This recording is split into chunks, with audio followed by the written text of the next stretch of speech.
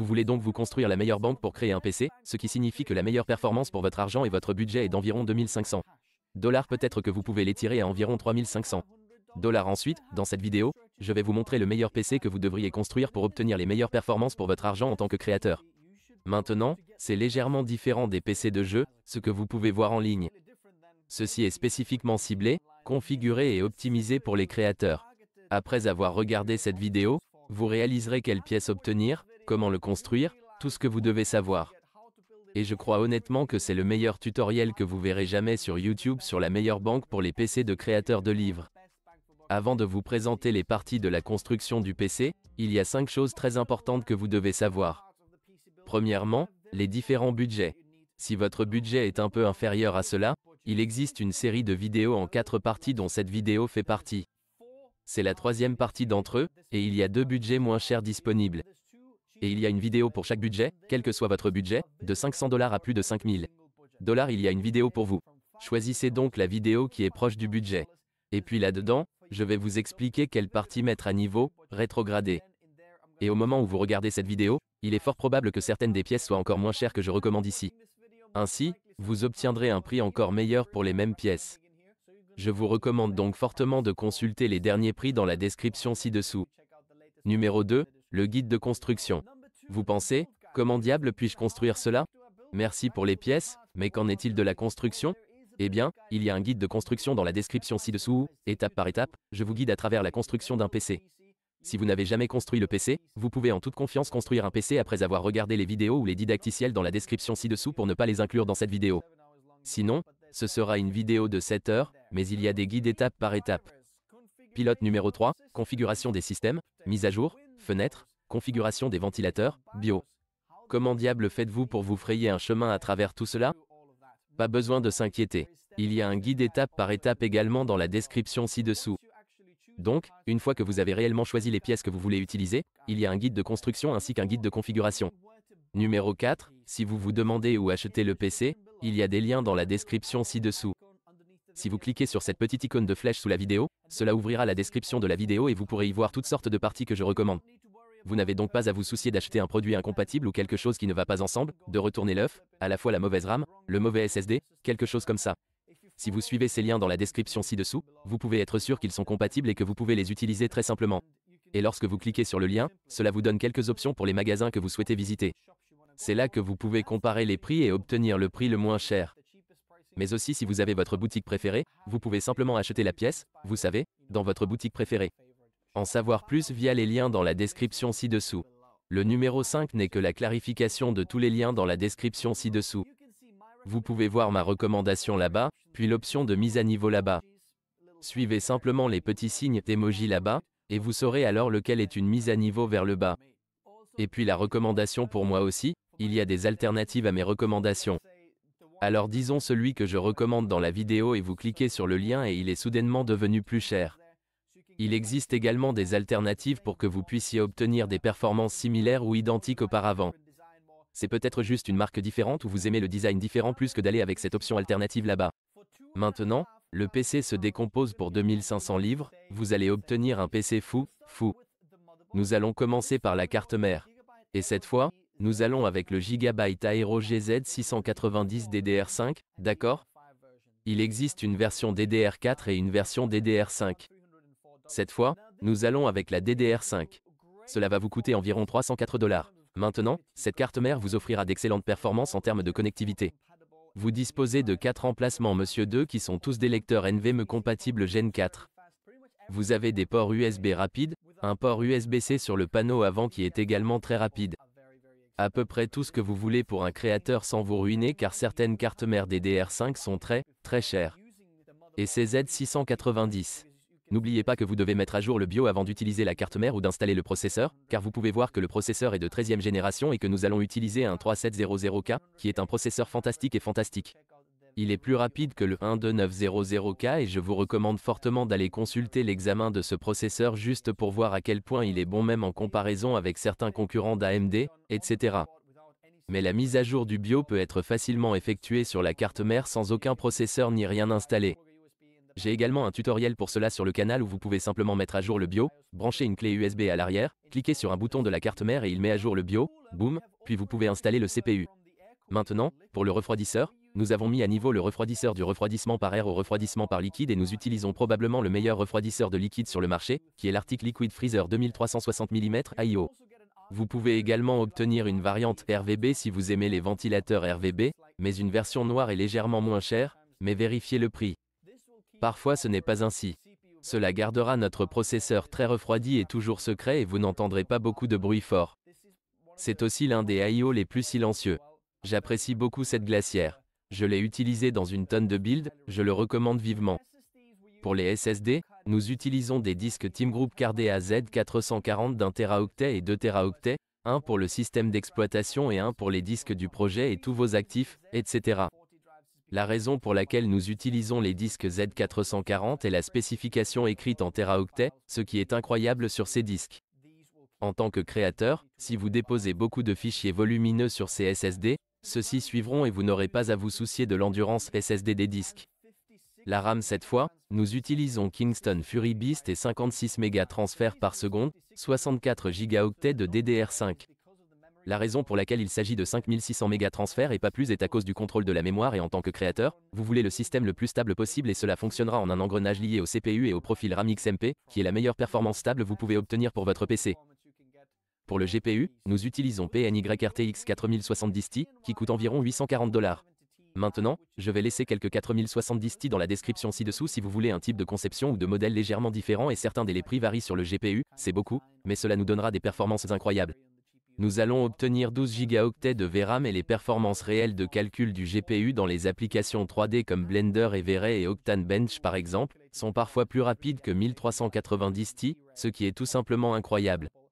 Évidemment, si vous avez besoin de plus de VRAM en tant que créateur sur le 1390 ou le 1390 Ti, alors vous voudrez peut-être rechercher ces GPU, mais en même temps, en ce moment, ces GPU coûtent beaucoup plus cher. Il y a tellement au-dessus de leur PDSF, ce qui est tout simplement ridicule.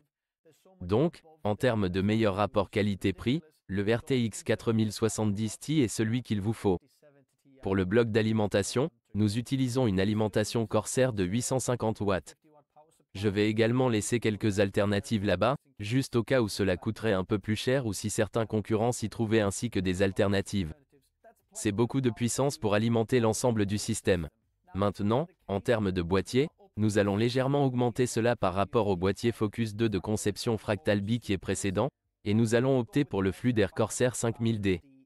Il existe des versions en noir et blanc.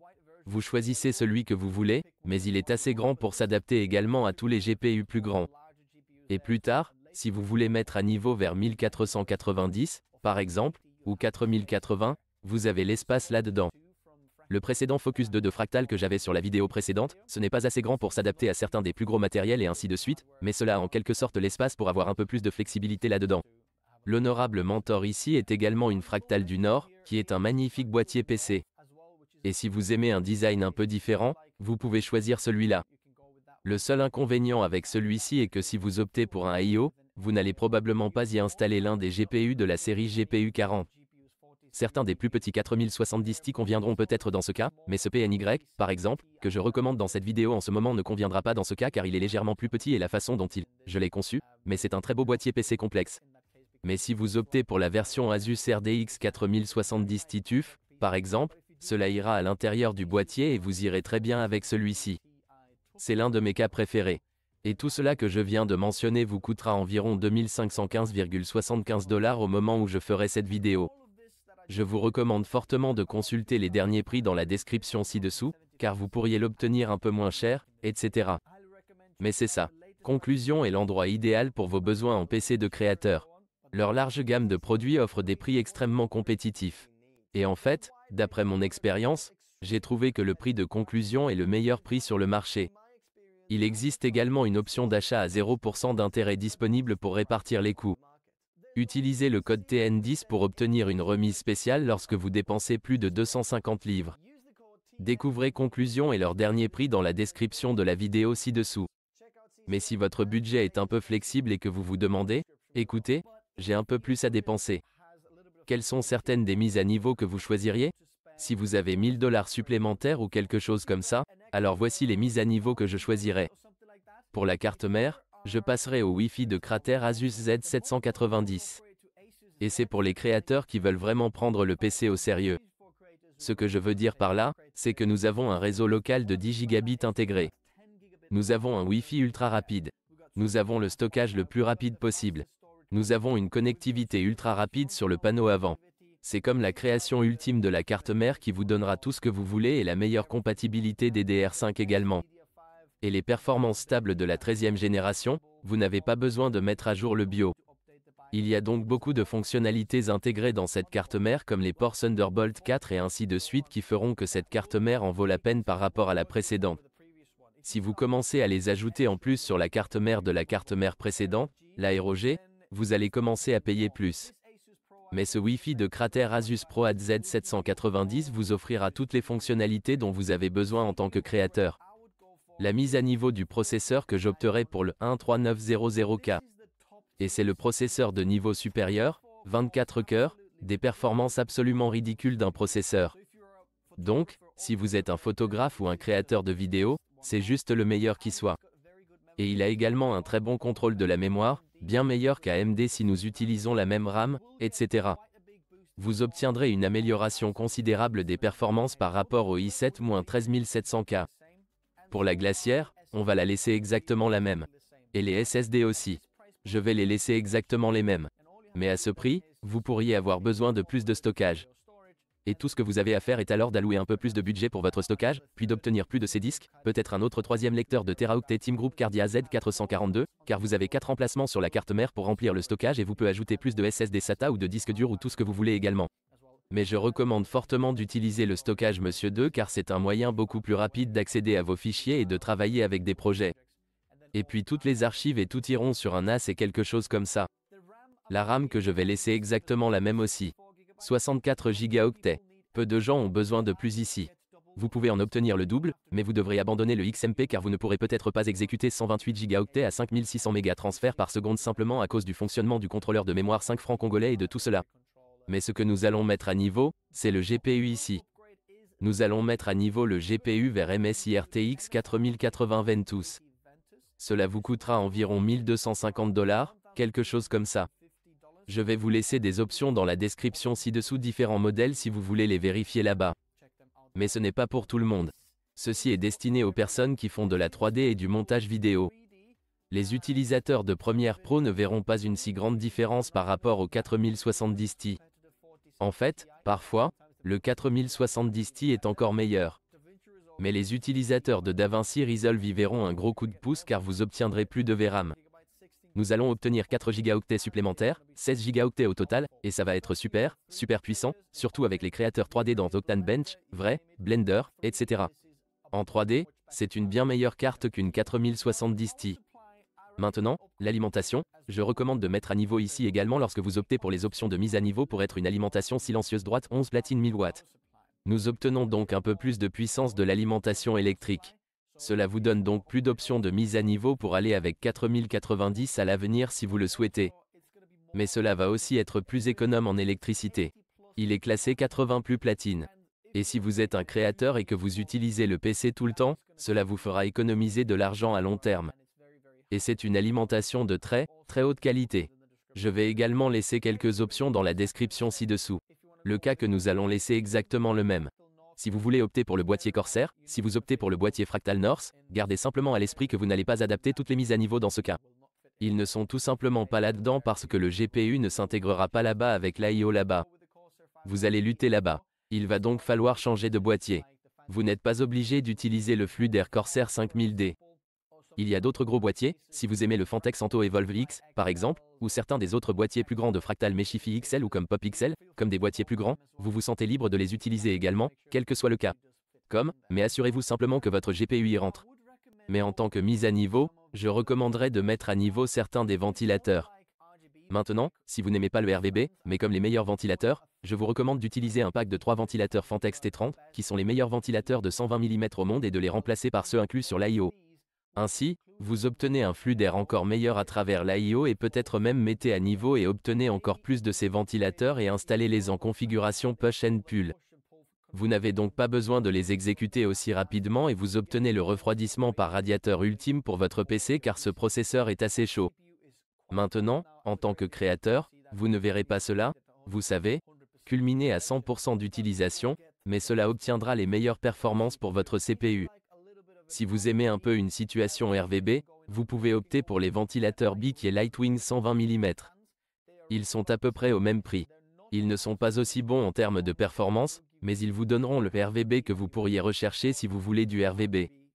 Et aussi, si vous aimez simplement les gros RVB, comme toute la plaque de ventilateur, tout le RVB s'allume et que vous aimez l'option RVB, alors optez pour les ventilateurs Arctic Page 12 ARGB 0dB qui sont les meilleurs ventilateurs RVB pour le prix. Ils sont beaucoup moins chers que cela, environ 50 $ pour le pack de 3. Et vous pouvez en obtenir un peu plus. Ce sont des versions blanches et noires disponibles là-bas. Ainsi, vous pouvez également configurer tout ce PC comme votre thème de couleur. Vous voulez un thème noir ou blanc, quelque chose comme ça. Ce sont donc les options. Maintenant, le total ici, si vous allez utiliser les deux mises à niveau des ventilateurs ici, alors disons que vous allez obtenir 3 Fantex T30 pour l'AIO et que vous allez également avoir des Lightwings à mettre à l'intérieur le boîtier PC pour les deux. Cela va vous coûter 3514,60 $ au moment où je fais cette vidéo. Comme je l'ai mentionné à nouveau, consultez les derniers prix dans la description ci-dessous. Maintenant, très important, disons que votre budget est légèrement supérieur à cela et que vous vous rapprochez de 4000 $ avec votre budget pour le PC, alors ne mettez pas trop à niveau ici et consultez la version PC à 4000 $ parce que je suis recommandé des pièces complètement différentes. Lorsque vous commencez à atteindre la barre du budget de 4000 $, il existe un ensemble différent de pièces qui, à mon avis, offrent une bien meilleure valeur et de bien meilleures performances pour votre budget. N'hésitez pas à mélanger et à sortir ces mises à niveau. Vous n'êtes pas obligé de faire toutes les mises à niveau et si vous connaissez votre flux de travail, vous savez ce que vous voulez, comme si vous faites plus de photographie, sautez la mise à niveau du GPU et mettez cela sur le CPU et par exemple, la RAM peut-être ou même une carte mère, il y a certaines choses que vous pouvez mélanger et assortir là-dedans.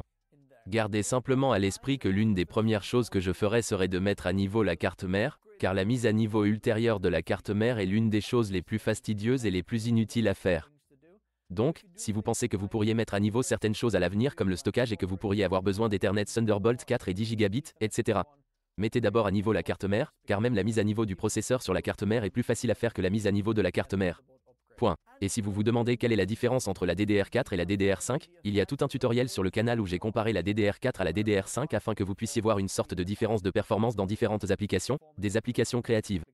À quel type de différence pouvez-vous vous attendre là-dedans et si cela vaut la peine d'aller avec DDR5 ou ainsi de suite? Comme je l'ai dit dans cette vidéo, nous utilisons des DDR5 plus lentes, nous avons donc maintenant les DDR5 les plus rapides disponibles, ce qui signifie que les performances seront encore meilleures.